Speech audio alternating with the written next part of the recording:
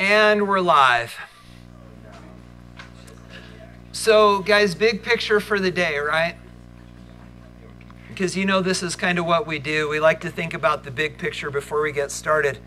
Guys, today, and I think some of you may have included this, and I gave you your chapter outlines back. If you don't need them now, but maybe it's nice to have them back as a reference. But guys, typically, remember we did the 4 quadrants, right? And typically under that questions section, there are a couple things, and frankly, I didn't look at yours that closely, but I'll bet they're in there. Typically, 2 things that hit that question section is enthalpy and state functions. But a lot of times, state function doesn't hit that question section because actually the deep dive on state functions is actually one of the blowout sections of the chapter where it's like the enrichment section. They do mention it briefly in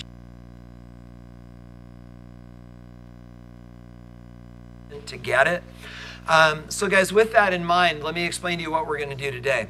Today, sort of the end game is to figure out what is enthalpy. So if you didn't understand it previously, let me take a swing at this because I think I can help you understand it. Along the way, guys, we're going to have to talk about state functions. And here's been my experience. It would take us a day to build a foundation in state functions. And even at that, you wouldn't fully understand it. And then as we unraveled the remainder of the year, there's multiple times through the year where it would be important for us to say, this is a state function and this is not. But what I've found through the years is it doesn't bias anything really to say this is a state function and this is not. Understand that if you were talking to a thermochemist, a thermodynamicist, they would say that what I'm telling you right now is heresy. That you can't teach thermochemistry without talking about state functions. I've been to lectures actually in the last couple of years up at the U where they brought in thermochemists to talk with us about this material. And the whole talk is about state functions. So guys, understand at another level it's critical, but for us, I think I know, we're gonna be okay sort of skirting under that bar. So we'll mention it only briefly when I explain to you why we should talk about it, and then we're going to say collectively we're not going to. If you're not comfortable with that, I'd be happy to sit down and talk with you individually, but I'm not even going to entertain questions about it. Guys, we're just going to pretend like it's not an issue. Go ahead.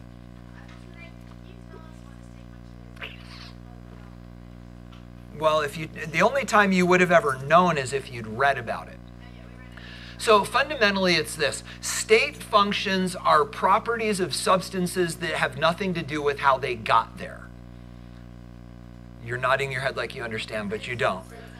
Yeah, no, but so even just saying that makes it sound like, oh, okay. But understand that in the broader context, what that actually means is so complex that we're not going to deal with it. But fundamentally, that's it.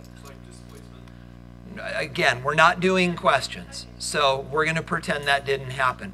So guys, what are we going to do today then? We're going to start with a little bit of review, and that review is going to culminate when we talk about work and heat, and we're going to do a deeper dive on endo and exothermic and talk about internal energy again. And then guys, once we've got all those pieces pulled back together from last week, we're then going to define enthalpy, and then we're going to talk about what are called thermochemical equations. That'll be the end of the day. Then for the next couple class periods, well actually next class period for sure, we'll see how far we get. We're going to talk about where do they get the values that they plug into thermochemical equations when we look up the data. And we'll talk more about that on Wednesday. So you guys ready to go? Here we go. So remember this guy? The system. You can draw my pictures if you want. But guys, this is a summary of everything that you learned last time. So when we talk about the system, what are we talking about?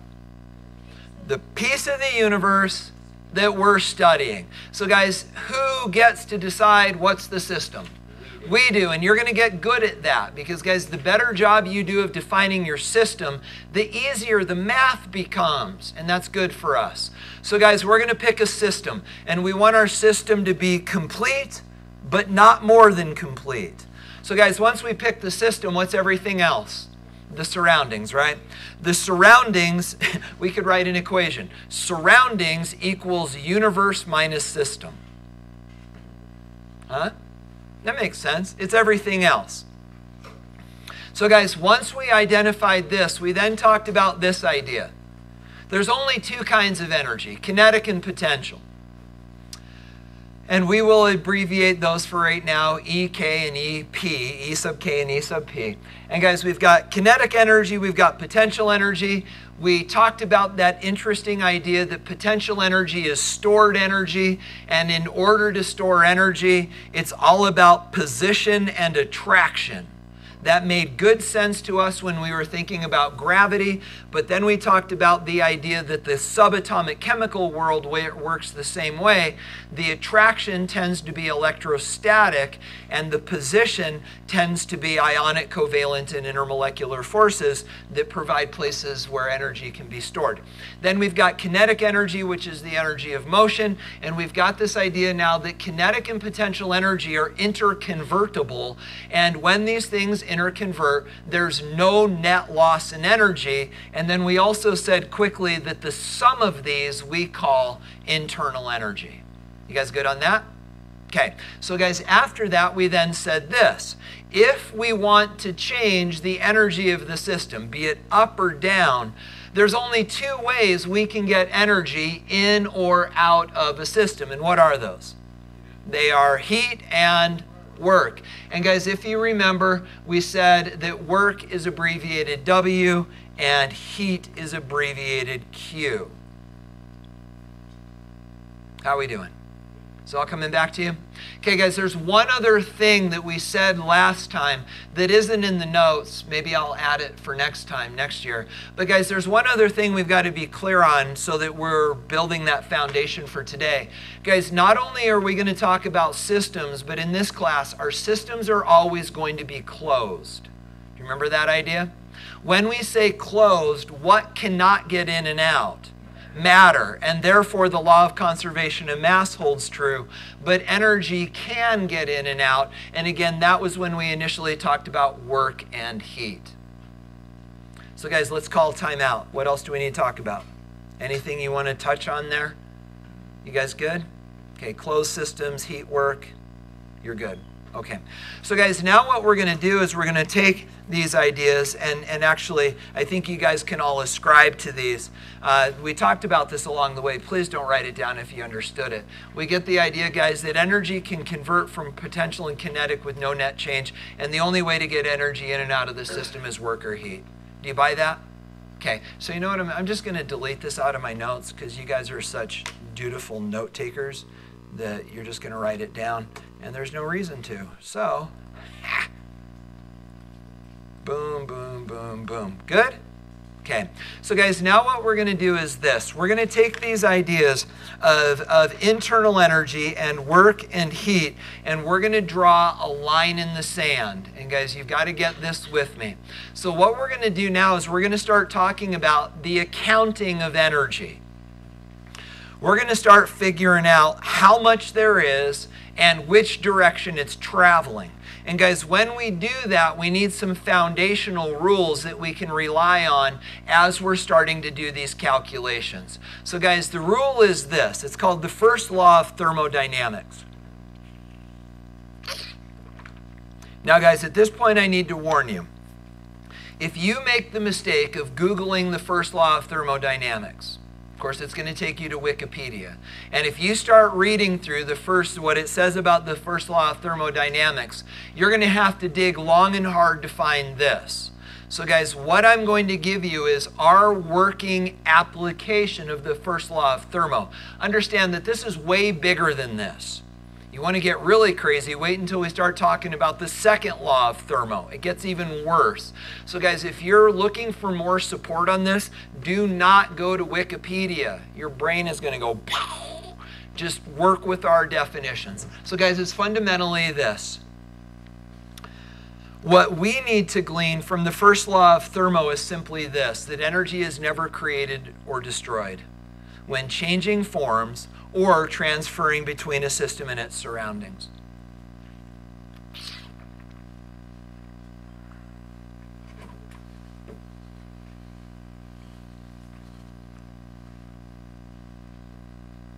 This, I think, I would probably encourage you to write down verbatim.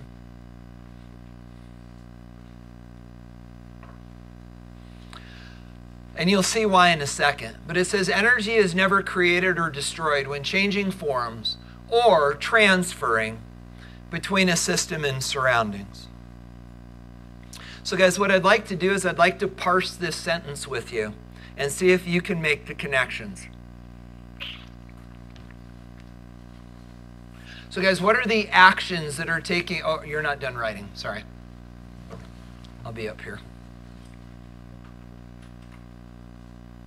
Waiting patiently.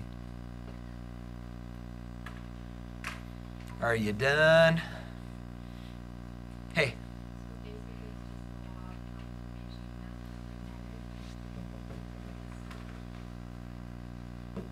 Yes. Yeah, guys, some people call the first law of thermo the law of conservation of energy. I didn't want to bring that bullet point in because it's going to be in the way, but Emma mentioned it, so I figured I may as well. But I'm going to get rid of it because it's in my way. So guys, here's what I want to do with you with this sentence and see if you guys can have the aha moment with me. So guys, what are the two actions that are taking place in this sentence? Changing forms and transferring. Good. So guys, and as Emma got us thinking, we understand that whether we've got a form that's changing or a transfer that's taking place, energy is conserved. But now let's link this back to the picture that we saw previously. Tell me more about changing forms. What are the forms of energy? Kinetic and potential. And so we said energy kinetic and energy potential can interconvert with no net change in energy. And what do we call the sum of those two energies? Internal energy. Then, when we talk about transferring energy, how does that happen? Work or heat. So guys, basically, if you understand the first law of thermochemistry, and if you understand the diagram that you may have drawn from the previous slide, you'll understand that basically the first law of thermo just sets the stage for the previous drawing. So if I come back here, and if I go back up to our review, guys, fundamentally what the first law of thermo says is it doesn't matter if this is happening, if this is happening, or if this is happening, there's no net change in energy. But now we've got to be careful. When this happens, there's no net change. Oh, that should be S-Y-S-T-E-M. So guys, when this happens, there's no net change in energy for the system. But what about when work and heat take place? Does the energy of the system change? Yeah. So where's the conservation? It goes with the surroundings. So the energy that's lost by the surroundings is equal to the energy gained by the system and vice versa. So here there's no net change in internal energy. Here there's no net change in the universe. Does that make sense? And that's the fundamentals of the law of, or the first law of thermo. Do you buy it? Because guys, you got to understand that this then provides the foundation upon which we're going to build all the calculations for this unit. Good.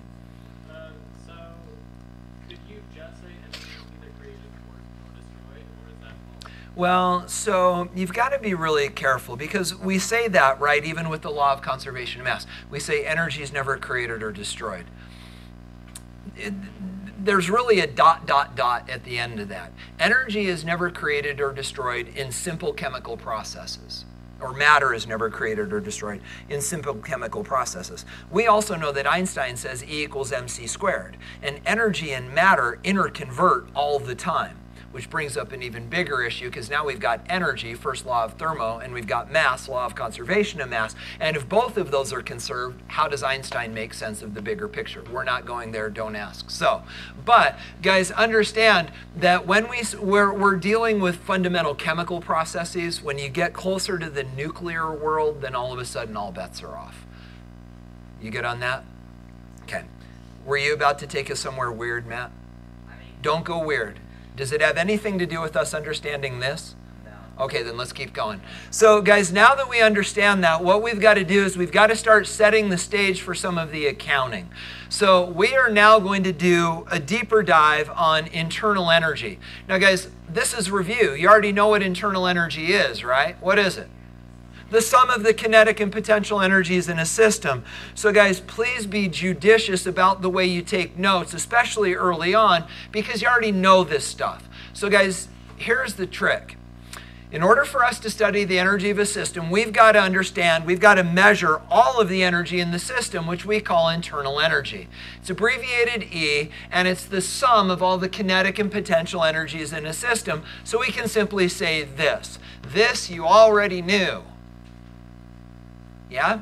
But you still have to write it down, don't you? You just can't help yourselves. What time do we get out of here? 11, okay, we're all right. We're all right. We can give you time.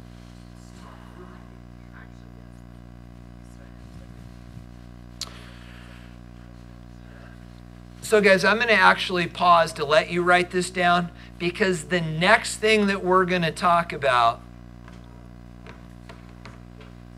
well, you would probably be fine if I didn't give this to you, but to do this subject justice, we need to say this. And actually, your guys is taking notes. Buys me a second to reach in here.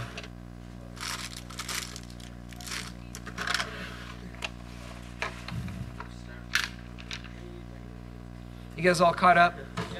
Okay. Austin, wait on that for a second, would you? Okay, so guys, here's the thing about internal energy, and you need to understand this. But you also have to trust me to guide this conversation, because we only need to understand this at the level at which we need to understand this. So I'm going to, without apology, as you start asking questions, simply say, you're okay, let it go. Because guys, the trick is this. Remember when we were fiddling around with our metal block the other day? And we talked about the idea of the internal energy of the system. And we said that our system was the block itself. And so we weren't looking at the kinetic energy of the atoms that are vibrating around inside of that. But then we said, guys, that currently that block has how much internal energy? 0, right? We said that it can't fall to the floor, because we called this the floor. And we said because it's not moving, we said that this had 0 internal energy, right? And then what I did is I picked it up, and now it does have internal energy. What kind? Potential energy, and that came as a result of me adding energy to it. But guys, here's the trick. If instead of us starting our little conversation here, if we started our conversation here, and we said that this is then our block in its starting position. And so we came along, and instead of you seeing me lift it, you just came along across a block, and it was just hovering in space as if that could happen. Guys, the question is, what then is its energy? And the answer is, you can't tell. And so the bigger thought is this, and you're going to want to write this down. When we study the internal energy of a system, we can't speak empirically about its value.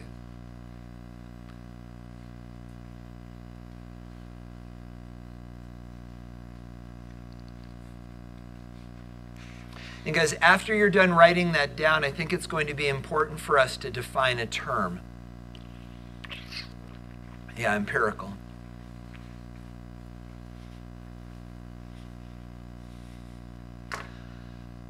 So, guys, what does empirical mean?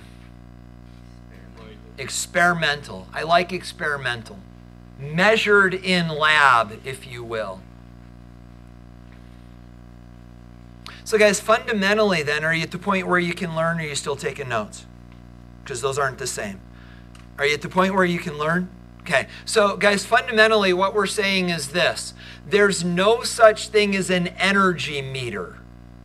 You can't take a probe and stick it into the side of something, even if it wasn't a metal block and you could actually stick something in it. You can't stick a probe in something and figure out how much energy it has. It is not directly measurable. Now, this has to do with state functions, and we're not going to go there, so don't ask. But understand this is a product of how state functions influence our ability to make measurements.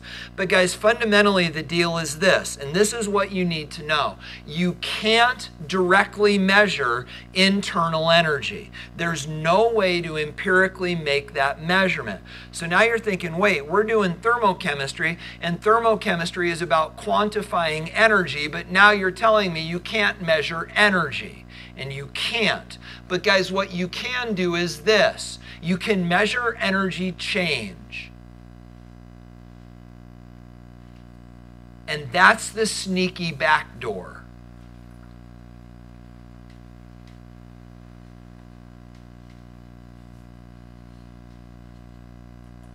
So now, guys, let's talk about this important word. Let's talk about the word change.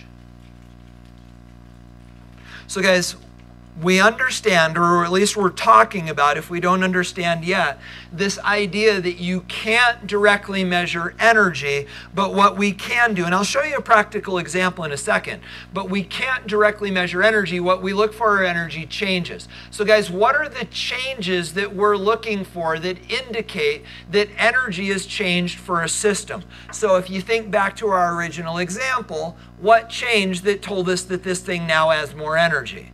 Position. So one of the things that we look for are changes in position.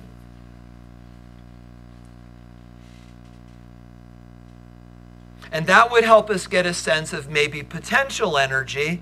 But guys, we've also got to account for kinetic energy. And now we need to think about kinetic energy not as a physics student where we're talking about balls flying through the air. We need to talk about potential or kinetic energy as a chemist. And when we talk about kinetic energy as a chemist, what are the things that are moving? Because kinetic energy is the energy of movement. What kind of movement are we talking about? We're talking about molecules moving around. And how do we know how fast molecules are moving around? Temperature. And that's the other change that we look for, is changes in temperature. So guys, our window, if you will, our access point to energy in this class is actually temperature. Because when we're talking about energy, we don't get real caught up in potential energy. We're going to talk a lot about kinetic energy. And when we talk about kinetic energy, we're really talking about temperature. So guys, for the rest of this year, for the rest of this unit, when we talk about energy changes, what we're really talking about is temperature changes, because those temperature changes provide us some evidence about energy changing. Does that make sense? Okay, that's all you've got to understand. So let me nutshell this for you. Thought number one is this: you can't directly measure energy. Are we stuck? No. What can we measure? Energy changes. And how then do we in a chemistry class measure energy changes? What is the evidence that we're looking for? Temperature change. Did those three connected ideas make sense? Okay, now guys, understand this weird house of cards that we just built is all teetering on top of state functions. This is all about the whole necessity of this conversation is based on state functions, but we don't have to worry about it. All that you've got to understand is that energy can't be directly measured, so we look for changes, and the change we're looking for is change in temperature. Can I get an amen? Amen. All right. You guys okay? You guys all know that just means we agree, right? Okay, that wasn't church and state or anything. All right. So, you guys good? You all right? Are you comfortable? All right. So, guys, with that said, then, we can say this. You guys all know delta means change, right? Okay. And you guys all know that change is always final minus initial? Yeah. So what we're going to talk then is we're going to talk about changes in energy. Again, the evidence is temperature change. But guys, we can talk about changes in energy.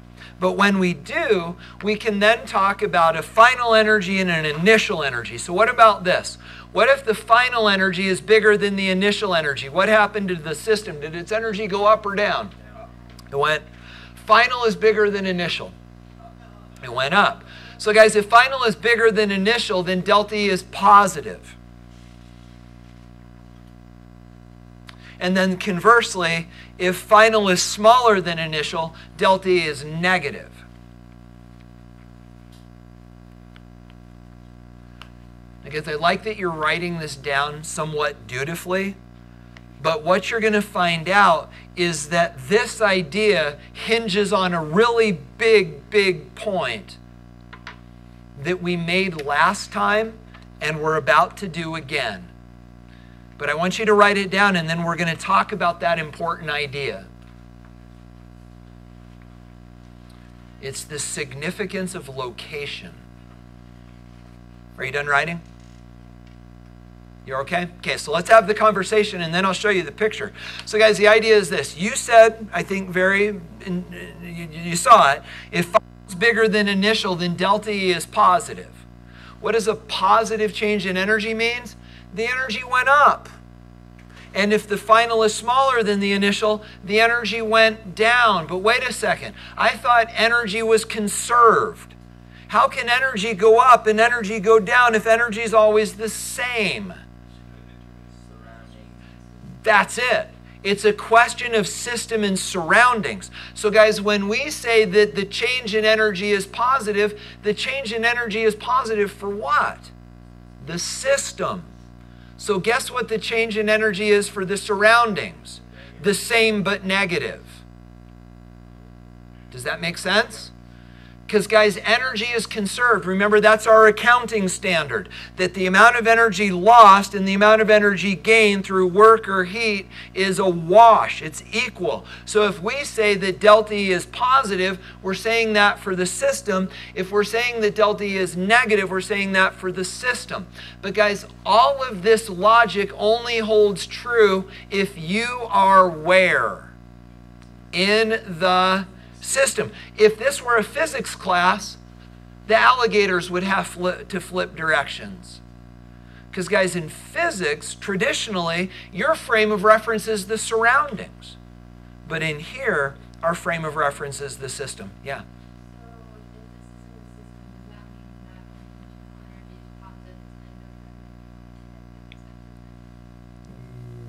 Yes, but understand when we say thermic, we mean heat.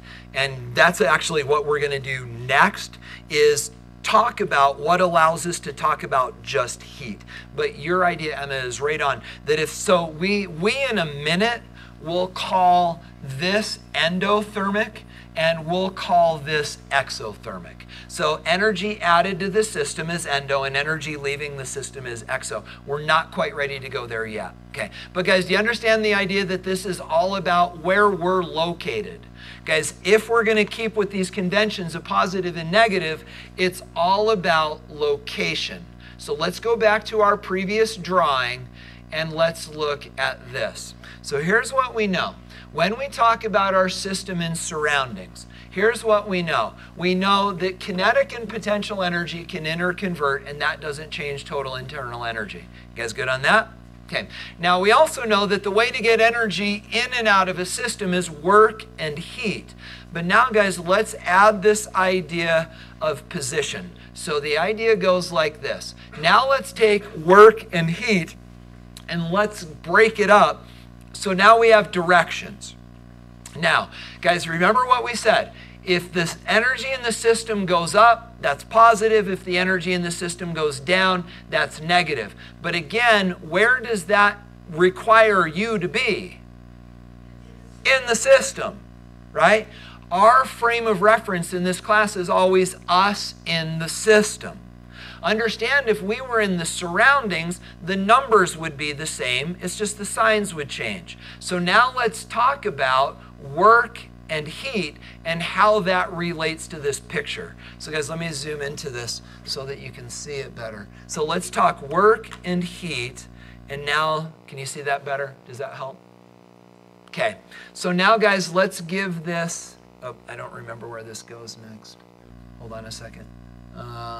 Okay, got it. All right, so here we go. So remember we've talked about the idea that we've got kinetic energy and potential energy. Those are both characteristics of the system. They can interconvert, no net change in energy. But guys, we can also change the energy of the system by doing work and heat. Now guys, what if the system is doing work on the surroundings? What will happen to the energy of the system? Will it go up or down? It'll go down, and we will assign that a negative value for our change in energy. Does that make sense? Now guys, what if the surroundings are doing work on the system? Then it'll be positive because the energy is going up. Does that make sense? Okay, now what about relative to heat? If the surroundings are heating up the system, what happens to the energy of the system? Goes up, the sign is positive, and then similarly, if the system is bleeding heat to the surroundings, that would be negative, and because the system's losing energy. Is that okay? Okay, now guys, let's make this connection. And Emma, I think you see this, but this is where you want to start talking about endo and exothermic, right? The problem is if we're going to talk about endo and exothermic, we've got to figure out what to do about work, and we're going to do that in just a moment. So guys, here's what we now understand.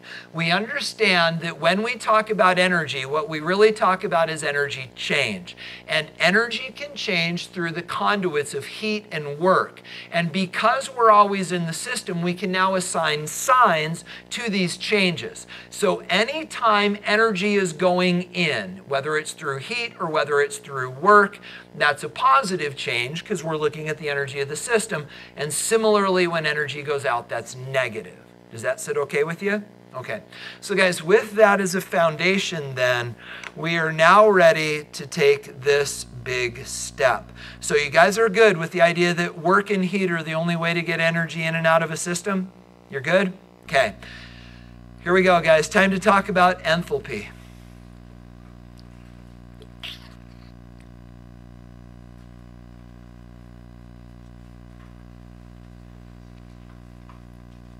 So guys, in order for us to talk about enthalpy, it's going to be really important that we don't confuse some terms. So think about this with me, and I mentioned this before. Closed systems, right? I wish I still had the picture of the box up here, but you can picture it. We understand that we've got this box, and we're in the box, and we understand that energy can get in and out of the box through work and heat. But we also know that matter can't, and that's what it means to be a closed system. You guys good on that? Okay, so now guys, what I want to do is I want to define, actually, you know what? I'm going to do this. I think this might be a clearer visual representation. Let me pull this back and try this and see where it gets us. So you guys are comfortable with this, right? We all looked at this. And you know what, Emma, your thought actually provides a really cool segue. So guys, it goes like this. So we understand, you're just good with that, right? Okay, and then we've got this idea that Emma got us thinking about, that eventually we're going to call this endothermic and we're going to call this exothermic because those terms describe the direction that the energy is moving relative to the system. Good? Okay, but in order for us to call this endo and exothermic, what we've got to do is get rid of this. Guys, if we're going to say that a system is endo or exothermic, which describes the heat that it's gaining or losing, in order to truly say that, what we've got to do first is we've got to assure that the only way to get energy in and out of that system is through heat, and that means we can't be doing work. Weird thought, right? But guys, when we call these net gains and losses endo and exothermic, that begs the idea that we're getting rid of work. So guys, let's talk about work really quickly, and I'm going to give you the next 3 slides in a nutshell. So guys, what is work? What is required to do work? Movement against resistance, right? So guys, what could we do to keep reactions from doing work? And this is actually where we're headed. So the big idea is this. We are now going to talk about a concept called enthalpy. And guys, I'm going to give you the quick and dirty definition for enthalpy. You ready? Enthalpy is simply this. Heat without work. That's what enthalpy is. Enthalpy is heat without the potential to do work. And guys, I'm going to give you some more detailed notes on this in a minute, but let's make sure we understand the concept first. So the idea is we know the only way to get energy in and out of a system is heat and work. But if we want to study the heat exchanges in reactions, and we do, we've got to get rid of work. And guys, when we have heat without the potential for work, we call that enthalpy. Now, here's the question you've got to understand. How do reactions do work? How do chemical reactions typically do work?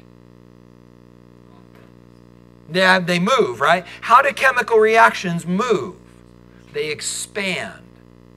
Guys, that's how gasoline does work to move your car. You put gasoline in the engine, and maybe you don't know this, but there are these things called cylinders, and you spray in the gas and the air, and it explodes, and it expands, and it pushes on a piston that then basically drives your car. So guys, that's the way chemical reactions do work, is through expansion.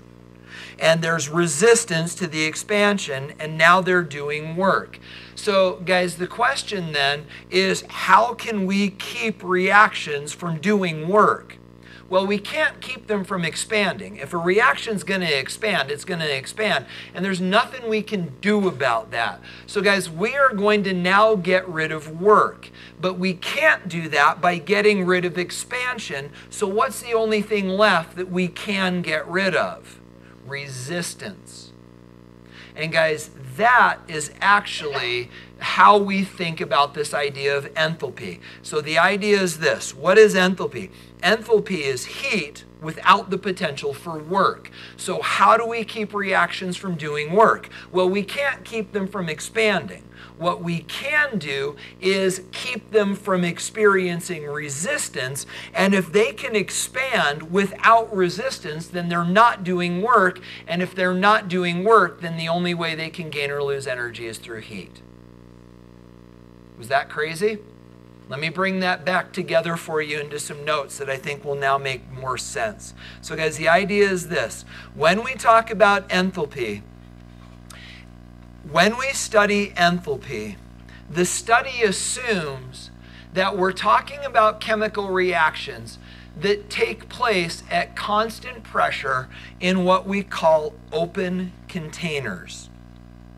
Just a second, let everybody write it down and then we'll talk.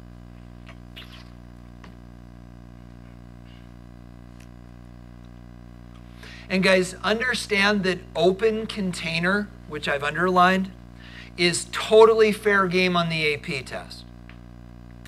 You could discuss an open container and the AP graders understand what that means. But also understand that if you were being asked a question about an open container, there's a very real chance the AP authors would not call it an open container. They would call it a constant pressure container.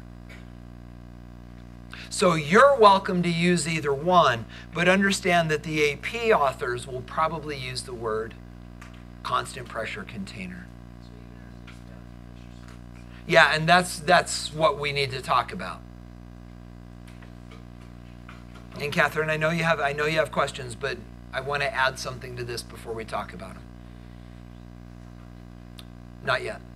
So guys, are you caught up with me? So what on earth are we talking about here? Well, imagine something like this. Imagine that we've got an Erlenmeyer flask, and on top of this Erlenmeyer flask, we've got a limp balloon stretched over the top of the Erlenmeyer flask. And imagine that up inside this limp balloon, we've got some sodium bicarbonate, which is simply baking soda. You can actually do this. You put a little baking soda in a balloon and twist it, and then stretch it over an Erlenmeyer flask. And then imagine that down here, we've got some hydrochloric acid sitting in the bottom of the Erlenmeyer flask. And then imagine that we grab that balloon and we pull it vertical so that the sodium bicarbonate can go down into the HCl. What are the products of this reaction going to be? Table salt? No water. Carbon dioxide. Oh yeah, and water. You're right. It breaks down. So guys, our products are going to be NaCl carbon dioxide, and water. And physically, what are you going to see happen? The balloon's going to expand. Is the reaction doing work? It is. How do you know? Because there's movement, the expansion. Where's the resistance? The balloon. Guys, the balloon is physically, it's elastic. It wants to be small. The fact that it's getting big means that it's offering resistance to the gas as it expands, and the reaction's doing work. Now, guys, understand that in this example, we do have work being done. That the reaction is doing work on the surroundings, because if our system is the sodium bicarbonate and the HCl, the reaction's doing work. It is physically expanding the balloon, which is the surroundings, and this reaction's doing work. But it's also exothermic. It's also giving off energy in the form of heat. So it's doing work by making the balloon expand, and it's losing energy through heat, because you could physically feel that this gets warm. So guys, this is not what we're talking about. So now what we've got to do is we've got to turn this thing into an open container. Now guys, let's make sure we're not confused. First of all, let's talk about this. Is this a closed system? What is a closed system? What can get in and out? Energy. What can't? Matter. Is this a closed system? Yes. You can't lose matter unless the balloon pops. We're not going to lose matter. So is this a closed system? Yes, because matter can't get in or out, but energy can, in the form of work and in the form of heat. Do you agree? Okay, now, guys, let's make this into what we call an open container. And guys, understand, open containers do not really exist. They are hypothetical. But guys, open containers are the hypothetical environments that we need to get rid of work. So guys, focus in on the work that is being done. What are the two components that tell us that work is being done? Resistance and movement. But guys, the bottom line here is that this thing is going to expand all at once. We can't stop that. It's going to move. So what could we do to get rid of resistance? And that's where this gets hypothetical. So, and we can make it practical as well, but it gets sort of weird. But guys, in order to make this a true open container, what we would have to have is a magical balloon that would expand spontaneously without offering any resistance to the expanding carbon dioxide. It would just go, hey, here comes carbon dioxide. I'm going to get bigger and make room for it. Do those balloons exist? They don't. But understand, guys, in theory, if they did, if we could create an environment where the balloon could simply expand without offering resistance, if there's no resistance to expansion, there can't be work. Does that make sense? And if there's no work, then the only way left to exchange energy is heat. Do you get the idea? Guys, that is what we call an open container. So here's the thing you got to get. When we do chemistry now, guys, we are going to talk about both of these simultaneously. We're going to talk about open containers and closed systems. So let's bring this all together. What does it mean that's a closed system? What can't get out? Matter. What can get out? Energy. And then what is missing in an open container? Resistance, and therefore work. Does that make sense? Okay, now guys, do this. We understand that these magic balloons really don't exist, right? But now let's talk about the weird rub between the two.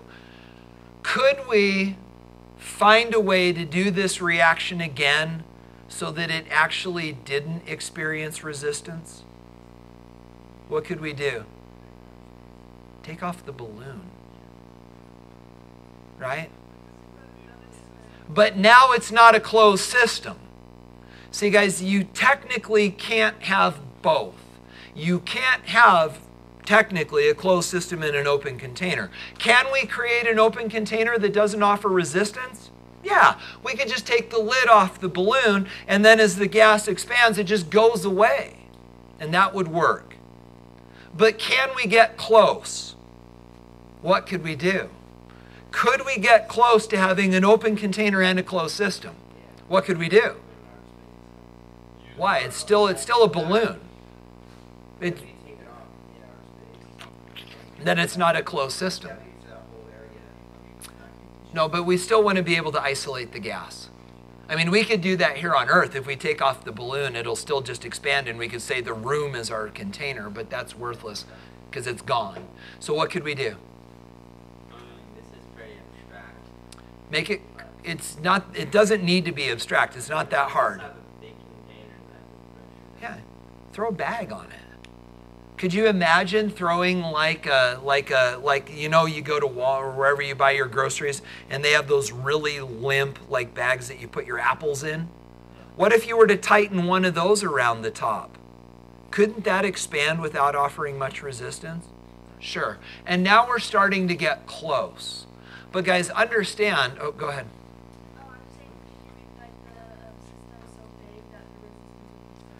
But then the problem is if your system becomes so big, it becomes worthless. It needs to still be practical. So you could, but then it's unmeasurable. So we would need to find a way for it to be practical and useful still. And so maybe that's the way to picture it, is like a grocery bag that has the ability to expand and doesn't offer much resistance. So guys, the question then becomes this: why do we call these open containers constant pressure containers? Well, guys, think about this. If we really do have this balloon up here, and if we allow that gas to expand inside the balloon, what happens to the pressure inside the balloon? The pressure goes up. So that's really what we're shooting for, is a container that is big enough that as the gas is released, it doesn't experience resistance, and therefore the pressure doesn't increase. Does that make sense? And that's why we call them constant pressure containers. So guys, what do you need to know as a result of all of that? Well, here's what you need to know. An open container is a hypothetical container which offers no resistance to expansion or contraction. Realize we've got to talk about contraction too, because work could be going into the system.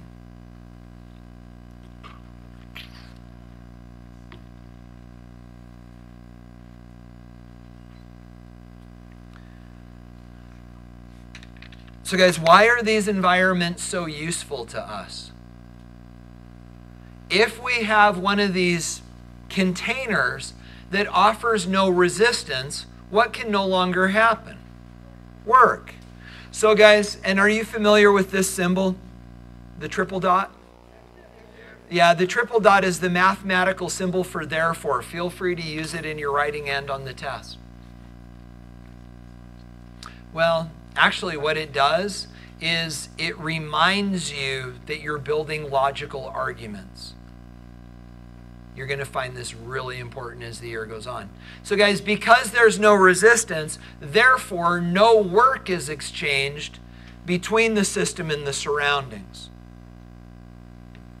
As a result, all of the energy loss or gain can only happen through heat exchange. And guys, this has a name. It's called enthalpy. As I said earlier, enthalpy is the exchange of heat in the absence of work.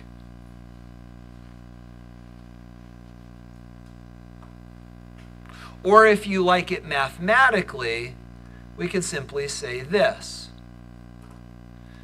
that if there's no work, then the change in energy can only happen as a result of an exchange of heat, and this is enthalpy.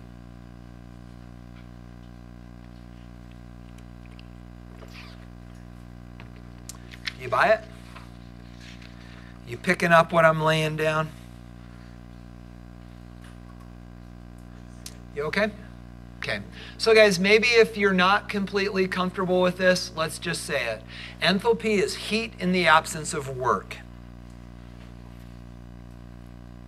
Or we would say heat exchanged under constant pressure. That should make sense to you now that you understand about open containers.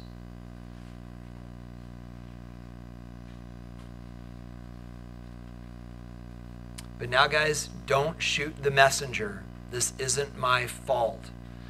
The abbreviation for enthalpy is H.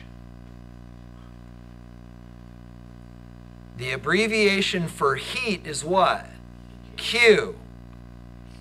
This is going to spin you in like 11 directions. But guys, heat is Q, enthalpy is H. Too late. It's in the notes. We can't change it. And now, guys, we can have the conversation that Emma wanted to engage in earlier. Now we can say this. Now we can talk about changes in enthalpy. And again, enthalpy changes, just like any other changes, final minus initial. Now, guys, what if final is bigger than initial? Then energy went in. And what do we call that? Endothermic. So positive delta H's are endothermic, and negative delta H's are exothermic.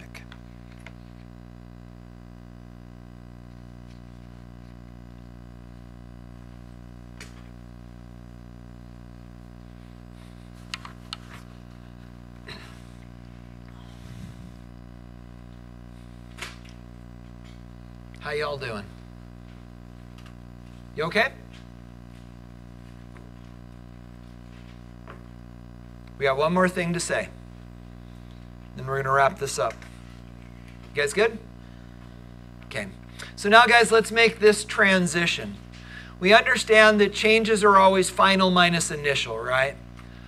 But this could apply to anything. Change is always final minus initial. Now let's make it apply to chemistry. Where do reactions finally end up? Products. Where do they start? Reactants. So now, guys, as we apply these concepts to chemical processes, we can then say this, that the delta H of a reaction is equal to the enthalpy of the products minus the enthalpy of the reactants.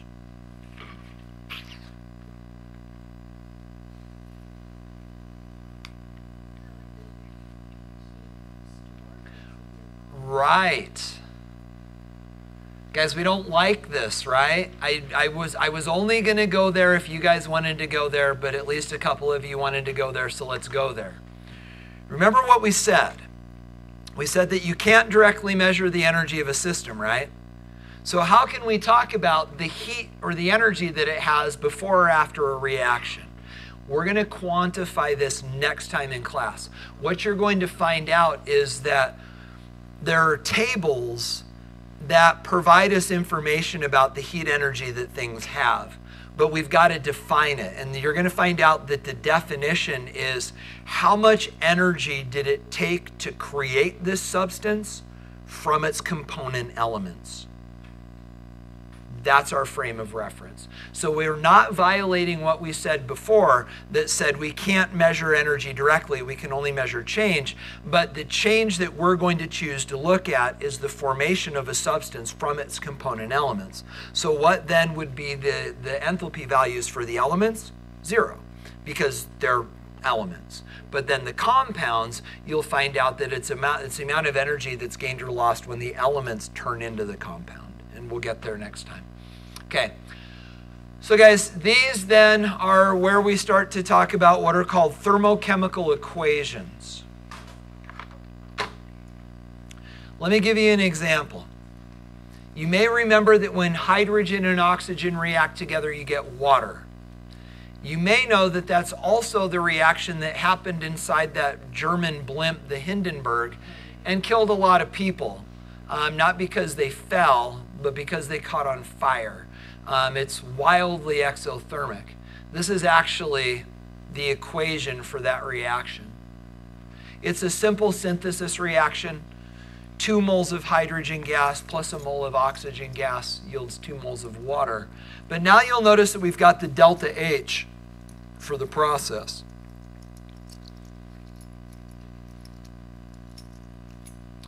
And that number is in kilojoules.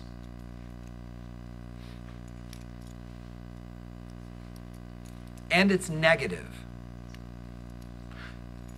So let's talk. So guys, first of all, this. What does it mean that it's negative? It's giving off energy. It's exothermic. But guys, here's the other question. What is giving off energy? What is our system? And the answer is the hydrogen and the oxygen atoms. In chemistry, most of the time, your system is simply the atoms that are involved in the reaction, with the understanding that they turn into water, but it would be redundant to say the water is part of the system because those are the same atoms that used to be hydrogen and oxygen. So guys, our system is the reaction, and this is the amount of energy that's given off, making it exothermic. How do we know the energy is given off? The value is negative. Now guys, one other thing we need to talk about. How much hydrogen and oxygen have to be consumed in order to give off this much energy? So it's 2 moles of hydrogen and 1 mole of oxygen. What if we took 4 moles and 2 moles? The energy would double. So guys, these quantities are dependent upon amount. Now what about this? If this is a synthesis reaction, right? But what about this? What if you've got 2H2O yields 2H2 plus O2? What if we write it the other direction? What is it now? It's decomposition, but it's the opposite. And Brandon, you're exactly right. The only change is that number becomes positive. So the amount of energy that is released when water is formed is equal to the amount of energy necessary to rip water apart and turn it back into hydrogen and oxygen. So guys, let me summarize these ideas for you. Thought number 1 is this. Enthalpy is an extensive property, which means the more matter, the more energy. So guys, our heats of reaction are given for the number of moles represented. Number 2, these are reversible, and if we flip it over, the signs change. And then number 3, these are phase dependent. So if this water didn't turn into a liquid, if it turned into a gas, the amount of energy would change. So guys, here's what I'm going to do. I'm going to let you write these down. You think you already understand them, but because you're note takers, you want to write it down. Guys, just get online, print the notes if you missed them. We're going to wrap up with this. We're going to solve this problem. Again, all you missed were those points that we just talked about. Get them out of the notes. We're going to solve this. Says this, how much is released when 4.5 grams of methane is burned in an open container. Let me just roll.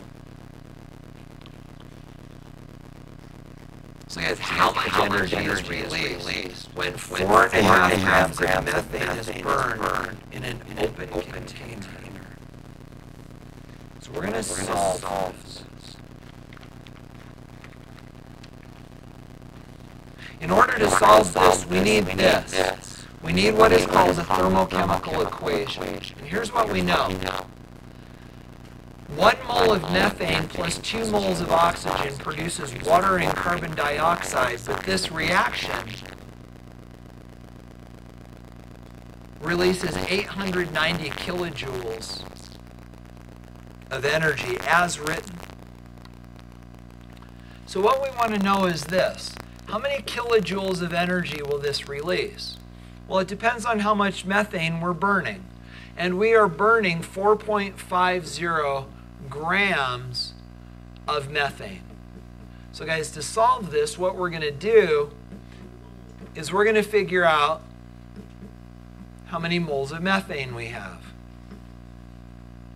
Then guys, for every mole of methane, we are going to release 890 kilojoules, because this is kilojoules for 1 mole. So we do the math. And we go 4.5 divided by 16 times 890. And guys, I get 250 kilojoules.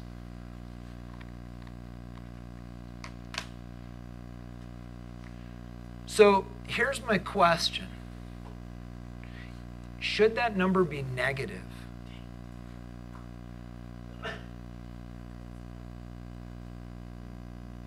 Think about it this way. It depends on the context of the question. You'll notice the question says this: how much heat is released? And guys, the trick is this: released gives you the definition, gives you the direction. It would be like if you came up to somebody and you said, gosh, Matt, you look great. You look like you lost some weight. How much weight have you lost? Matt wouldn't turn around and say, I've lost negative 12 pounds. Right, because if I ask Matt, how much weight have you lost, I'm implying direction. He's just going to give me the value. Now, if I came up to Matt and said, Matt, you look different. Has your weight changed? Matt might then need to say, yeah, I've lost 5 pounds or I've gained 5 pounds. But I'm implying direction. We just need to know how much. So when this says heat released, this does not need to be negative. Understand if it simply says, what is delta H, then you need to add a sign. So guys, that's what we needed to cover. A little rushed because of this short period. This is your homework.